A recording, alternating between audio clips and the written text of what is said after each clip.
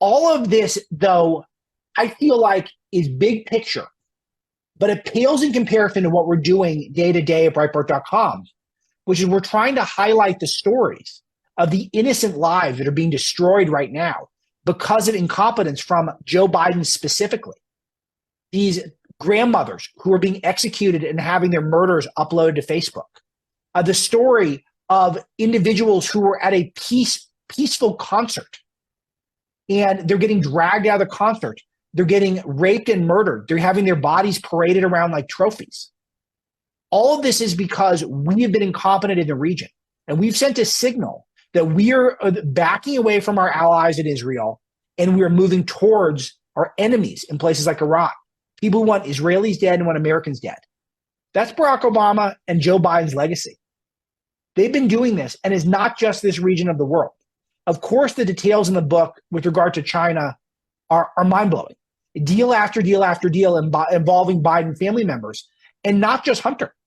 Somehow, James Biden, who used to be a former nightclub executive, one of Joe's younger brothers, he's involved in a deal where he got somehow hooked in with the spy chief of China. Now, why would a nightclub executive and the spy chief of China have a connection? When the spy chief of China got arrested by the FBI, his first call was to James Biden, the nightclub guy. Why is that?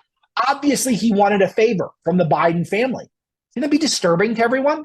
I want to know answers on why this is happening and why James Biden hasn't been hauled in and questioned about this. It's a huge dereliction of responsibility from our Department of Justice and our Congress, and hopefully they'll get around to it. It's not just him. Frank Biden, who is another one of Joe's younger brothers, got involved in a fraud scam charter school industry where he opened up these charter schools. He hauled in a bunch of government funds. He was flying around on private jets, making connections with various rich and famous people. The schools all failed. They could barely had 10% of their students could pass at grade level.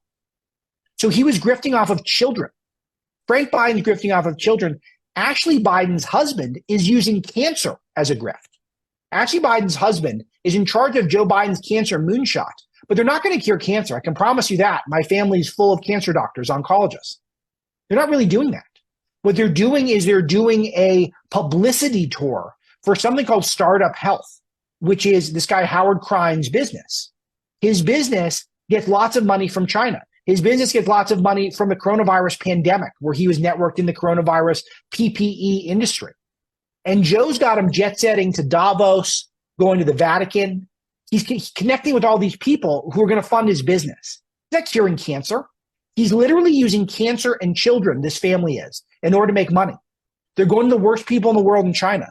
All this is documented, but we, for whatever reason, have developed a lack of curiosity about this family. We've gotten numb to it. We've gotten fatigued with all the bombshell revelations.